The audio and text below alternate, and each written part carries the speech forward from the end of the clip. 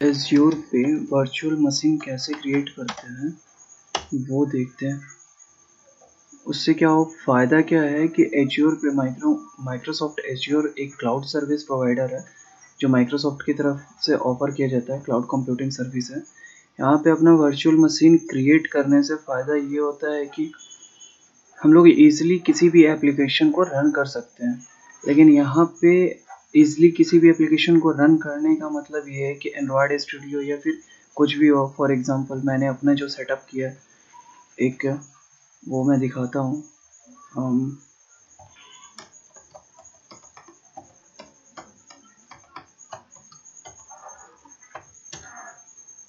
ये मेरा remote desktop connection है, बेसिकली क्लाइंट सर्विस प्रोवाइडर। तो इसके थ्रू यदि मैं कनेक्ट करता हूँ अपने माइक्रोसॉफ्ट एज़्योर को, तो ये एक विंडो का इंटरफेस खुलेगा क्योंकि मैंने विंडोज़ का वर्चुअल मशीन बनाया है। यहाँ पे मेरा एनाकोंडा, एंड्रॉयड स्टूडियो इन सब का है। यहाँ पे यदि मैं किसी भी चीज़ को खोलता हूँ तो बहुत ईज़िली ओपन होता है और बहुत फास्ट काम करता है। फॉर एग्ज़ाम्पल एंड्रॉयड स्टूडियो को मैं खोल रहा हूँ तो ये बहुत ही फास्ट यहाँ पे हो जाता है मेरा काम। वैसे तो एंड्रॉयड स्टूडियो खुद ही एक हेवी सॉफ्टवेयर है, बट फिर भी यहाँ पे बहुत फास्ट में काम होता है। किसी भी प्रोजेक्ट को बनाना, किसी यहाँ तक कि यहाँ पे डाउनलोड करने का भी ज़रूरत नहीं पड़ता है। मतलब वो डाउनलोड होता है लेकिन डेटा आपका खर्चा नहीं होगा क्योंकि वो सारी चीज़ें क्लाउड पे होती हैं। जिनको क्लाउड का बेसिक नॉलेज होगा उनको पता होगा कि क्यों होता है। अब यहाँ पे मेरा मेन मोटिव है कि वर्चुअल मशीन क्रिएट करना, इसीलिए मैं उस चीज़ में डेप्थ नहीं जा रहा हूँ। तो फॉर एग्ज़ाम्पल यहाँ पे मैं यदि कुछ भी डाउनलोड करके दिखाऊँ, यदि यहाँ पे मैं एस डी के मैनेजर में जाता हूँ, एस डी के यानी कि सॉफ्टवेयर डेवलपमेंट किट, एंड्रॉयड के अंदर डाउनलोड करना पड़ता है बहुत सारा चीज़ें तो उन सब चीज़ों को भी यदि मैं डाउनलोड कर रहा हूँ तो फॉर एग्ज़ाम्पल यदि मैं किसी एक को भी डाउनलोड करता हूँ यहाँ से एस डी के प्लेटफॉर्म एंड्रॉयड 8.1 ओरियो, और फॉर एग्ज़ाम्पल यहाँ पे मैं अप्लाई कर देता हूँ। ओके 97.9 MB का। ओके जैसे ही क्लिक करूँगा ये इतना फास्ट डाउनलोड हो गया। अभी अनजिप हो रहा है और ये इसके बाद इंस्टॉल हो गया। तो यहाँ पे ये इतनी ज़्यादा फास्ट सर्विसेज हम लोग को मिल जाती है, इवन मेरा डेटा भी खर्चा नहीं होता इन सब चीज़ों में। तो यहाँ पे ये बहुत ही एक बेहतर फीचर है कि इन एज़्योर पे, माइक्रोसॉफ्ट एज़्योर पे अपना एक वर्चुअल मशीन क्रिएट करके इन सब चीज़ों को यूज़ कर लेना। तो ये प्रोसेस अनजिपिंग करने में थोड़ा सा टाइम लेगा, मैं इसको मिनिमाइज़ कर देता हूँ तब तक के लिए और इधर आ जाते हैं। तो माइक्रोसॉफ्ट एज़्योर में ये चार्जेस काटता है नो डाउट, लेकिन इसमें एक फ़ायदा ये भी है कि यदि आपके पास क्रेडिट कार्ड है तो आप चाहें तो उसके थ्रू कर सकते हैं। जब हम लोग फ्री और स्टार्ट फ्री करेंगे तो हम लोग यहाँ पे साइन इन करने से पहले अपना अकाउंट जब क्रिएट होता है तो वहाँ पे क्रेडिट कार्ड का डिटेल्स लेता है, वहाँ पे डेबिट कार्ड एक्सेप्टेबल नहीं होता है। तो वो कर सकते हैं हम लोग यदि जिनके पास क्रेडिट कार्ड है।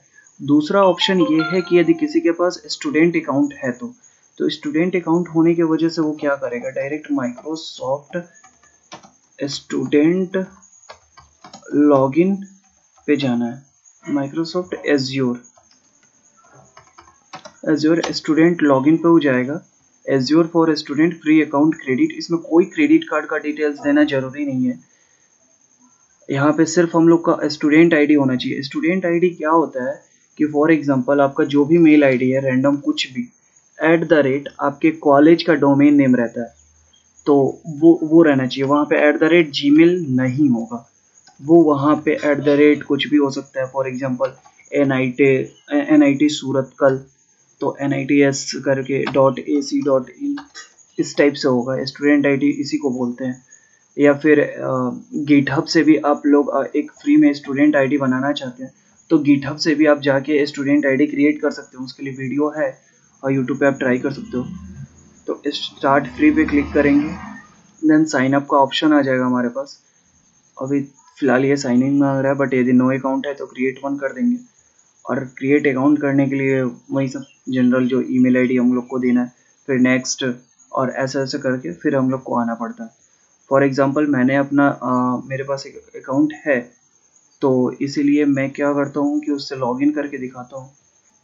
यहाँ पे हम लिख के सर्च करेंगे माइक्रोसॉफ्ट एज़्योर स्टूडेंट लॉगिन, और हमें बस लॉगिन करना है। तो कुछ भी वेबसाइट हम लोग खोल सकते हैं इसमें से। हम लोग यहीं खोलते हैं। यहाँ पे मेरा ऑलरेडी लॉगिन है इसलिए ये चीज़ दिखा रहा है, बट इन सबको काटते हुए अपने पोर्टल पे चलेंगे, portal.azure.com। यहाँ पे हमें ऑप्शन मिल जाता है वर्चुअल मशीन। इस पे हम लोग देखते हैं, तो वैसे क्लिक करके खोल भी सकते हैं, और यहाँ से एक क्रिएट का ऑप्शन हमें मिल जाता है। वर्चुअल मशीन यहाँ स्टार्ट होती है, तो हम यहाँ से वर्चुअल मशीन को क्रिएट करेंगे। तो फर्स्ट इस पे क्लिक करते हैं, वर्चुअल मशीन पे, create a virtual machine Azure for a student. And resource group जरूरी नहीं है, हम कुछ भी एक नाम दे सकते हैं, मतलब अपने हिसाब से। फॉर एग्जांपल ABCD रैंडम, कुछ भी, बस अपना नाम अब रिसोर्स ग्रुप में डाल सकते हैं। इंस्टेंस डिटेल में आता है तो वर्चुअल मशीन नेम में कुछ भी डाल सकते हैं, जैसे कि बिग डेटा नेम, मेरे वर्चुअल मशीन का जो भी नाम हम रखना चाहते हैं। स्पेस नहीं रहता है। बिग डेटा, जैसे हम पिछली बार आ गए थे, आई थिंक ये क्रिएट नहीं करने देगा क्योंकि पिछली बार मेरा था। और रीज़न यू क्रिएट हो गया। Availability option, no infrastructure required, ठीक है, इसको ऐसे ही छोड़ देते हैं। इमेज हमें कौन सा चाहिए, तो विंडोज़ 10 प्रो चाहिए, और कोई तो चाहिए नहीं यहाँ से, क्योंकि ये सब ओल्ड वर्जन है विंडोज़ के। तो विंडोज़ का भी जो नया वाला लेटेस्ट है 28H2, तो इसी को हम लोग सेलेक्ट कर लेंगे। किसी को यदि ओरेकल का लिनक्स वगैरह चाहिए, Ubuntu चाहिए, वो सब भी अवेलेबल रहता है। साइज जो होता है वो हम यहाँ से डिसाइड करते हैं कि हमें कितना GB का मेमोरी चाहिए, उस हिसाब से हमारा पेमेंट करता है। फॉर एग्जांपल 2 वर्चुअल CPU चाहिए, यहाँ पे भी 2 वर्चुअल CPU है, और यहाँ पे 8 GB मेमोरी है, यहाँ पे 7 GB मेमोरी। इसका हर चीज़ का एक अपना अपना स्टैंडर्ड रेट है। यहाँ सी ऑल साइजेस पे करके हम लोग पूरा साइज चार्ट इसका देख सकते हैं कि किसमें, मतलब किसमें कितना GB रैम दे रहा है, प्लस क्या क्या है उसका डेटा डिस्क है, पूरा चीज़ यहाँ पे दिखा देगा। कितना नंबर ऑफ CPU है, वर्चुअल CPU बेसिकली।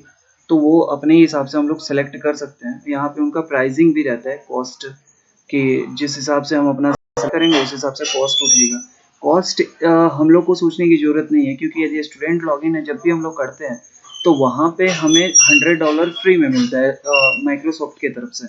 तो यदि हम इस हिसाब से लेते हैं 3,839 रुपीज़, तो पर मंथ के हिसाब से है, तो उस हिसाब से हमारे डॉलर में से $100 जो क्रेडिट होता है उसमें से ये कटते रहेगा। फिर भी हम लोग ट्राई करते हैं मिनिमम, यदि थोड़ा सा काम है तो मिनिमम ही लेने के लिए। तो इस तरीके से हम लोग यहाँ से वर्चुअल मशीन को सिलेक्ट कर सकते हैं। वेट, यहाँ से हम लोग एक 8 GB का मेमोरी वाला क्रिएट कर लेते हैं। यूज़र नेम पासवर्ड हमें ये केयरफुली देना होता है, क्योंकि जब भी हम लॉगिन करते हैं तो ये चीज़ हमसे मांगा जाता है। फॉर एग्जांपल मैं आपको दिखाती हूँ, यहाँ पे फिनिश, अप्लाई, ओके, और यदि मैं इसको कट कर दूँ, सॉरी, एंड्रॉइड स्टूडियो कट कर देता हूँ, वैसे डायरेक्ट एग्जिट भी कर सकते हैं। देन यदि वर्चुअल मशीन को मैं काट दूँ एंड यहाँ से मैं, तो यहाँ पे हम लोग देखते हैं कि यहाँ पे जो यूज़र नेम और पासवर्ड है ये क्यों ज़रूरी है, क्योंकि जैसे ही मैं अपना RDP क्लाइंट को खोलता हूँ यहाँ मुझसे ये यूज़र नेम है और ये पासवर्ड पूछा जाता है। कभी कभी यहाँ पे दूसरा कुछ भी लिख के आ जाता है, दूसरा यूज़र नेम। तो यहाँ हम लोग मोर चॉइसेस में जाते हैं, यूज़ ए डिफरेंट अकाउंट करेंगे और यूज़र नेम और पासवर्ड यहाँ पे दे देते हैं। तो वो मैं बाद में दिखाता हूँ। यहाँ पे यूज़र नेम और पासवर्ड अच्छे से देना है, जो भी हम लोग देना चाहते हैं, कंफर्म पासवर्ड। इनबाउंड रोल में हम लोग जिस नॉन कर अलाउ सिलेक्टेड पोर्ट कर सकते हैं, जो बेसिक बाय डिफ़ॉल्ट रहता है। यहाँ पे वेट, यहाँ पे सिलेक्ट इनबाउंड पोर्ट्स में RDP के थ्रू, SSH के थ्रू, जिसके थ्रू भी हम लोग कनेक्ट करना चाहते हैं, ये चेकबॉक्स है, तो सो हम लोग मल्टीपल ऑप्शन को सिलेक्ट कर सकते हैं। वैसे हम RDP रहने देते हैं, क्योंकि RDP क्लाइंट का मतलब ये होता है कि इस तरीके का एक छोटा सा सॉफ्टवेयर का यूज़ करना RDP का। तो फिर ऐसे करने के बाद आई कन्फर्म पे क्लिक करेंगे, नेक्स्ट डेस्क पे करेंगे। वैसे चाहें तो रिव्यू प्लस क्रिएट कर सकते हैं डायरेक्टली, बट यहाँ पे करके मैं दिखा देता हूँ सिर्फ, ताकि चीज़ें पता चल जाए। ओएस का डिस्क के टाइप जो होगा वो प्रीमियम एसएसडी है, तो इसको बाय डिफ़ॉल्ट रहने देते हैं कि चलो एसएसडी है तो फास्ट होगा ही। फिर यहाँ पे चाहे तो और भी बहुत सारी चीज़ें एडवांस में हमें मिल जाती है, बट हमें उन सब चीज़ों की ज़रूरत नहीं है। नेटवर्किंग पे जाते हैं, यहाँ पे नेटवर्क है, जिस टाइप से एनआईसी सिक्योरिटी ग्रुप है, पब्लिक इनबाउंड रोल्स है, तो ये सारी चीज़ें हमें मिल जाती हैं यहाँ पे मैनेजमेंट में भी। तो ये सब सिर्फ मैं दिखा रहा हूँ ताकि ऐसे यहाँ पे ये सब चीज़ें हैं, देख लेना यदि ज़रूरी लगे तो अपने हिसाब से कस्टमाइज़ करना चाहते हो तो सही है। अदरवाइज़ यदि जैसे का तैसे में काम चल जा रहा है, मतलब जैसा बाय डिफ़ॉल्ट है वैसे में काम चल जा रहा है, तो फिर यहाँ से रिव्यू प्लस क्रिएट कर सकते हैं हम लोग।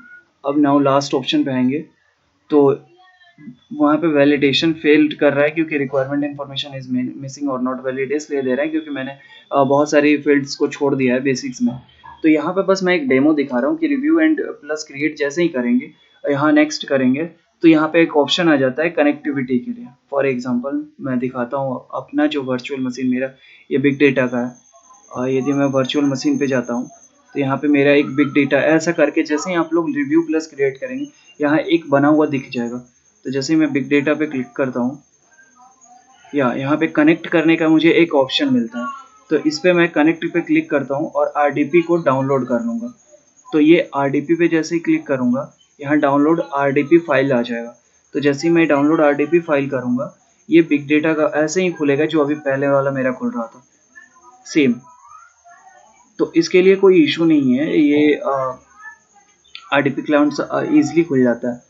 तो इसका उस वर्चुअल मशीन माइक्रोसॉफ्ट एज्योर पे ऐसे ही क्रेडिट बनाते हैं, लेकिन इसके लिए मस्ट है स्टूडेंट अकाउंट को लेना।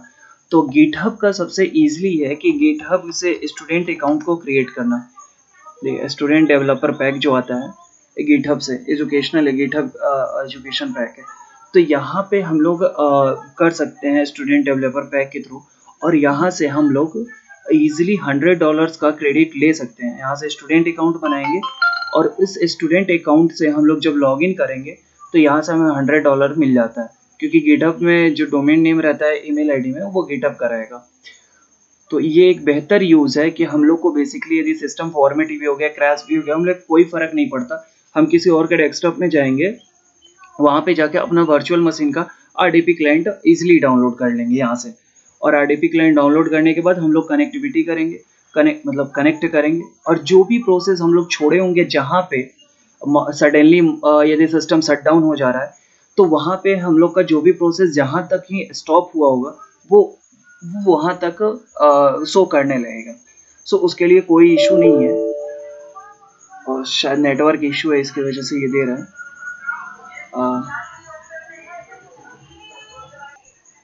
तो यहाँ पे हमारा ये एरर इसलिए आ रहा है क्योंकि यहाँ पे इंटरनेट कनेक्शन में थोड़ा सा इशू आ गया था मेरे। इसको हम ओके करके फिर से यदि कनेक्ट करना चाहें तो यहाँ बिग डेटा पे जैसे ही क्लिक करेंगे, मेरे वर्चुअल मशीन का नाम बिग डेटा है, तो यहाँ से मैं यहाँ पे पासवर्ड दे दूँगा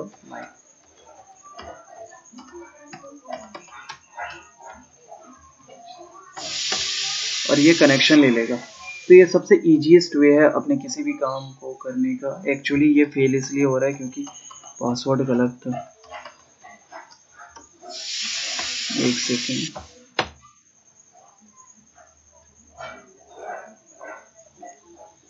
अब खुल जाना चाहिए इसको। ये याद रहे यूज़र नेम और पासवर्ड सही होना चाहिए। हाँ, ये इशू जो आ रहा है अभी इतना स्लो होने का, ये सिर्फ नेटवर्क कनेक्टिविटी पे डिपेंड करता है। मेरे एरिया में तो नेटवर्क का इशू है इसलिए ये चीज़ शो करता है। यहाँ मैं दिस पीसी पे जाके यदि अपना वर्चुअल मशीन का साइज यहाँ पे देख, यहाँ पे जो मैंने लिया है वो टोटल 126 GB यहाँ पे है और 16 GB के आसपास में यहाँ पे है, यानी कि अप्रॉक्सीमेटली मेरे पास है 30-40 लगभग 150 GB के आसपास में।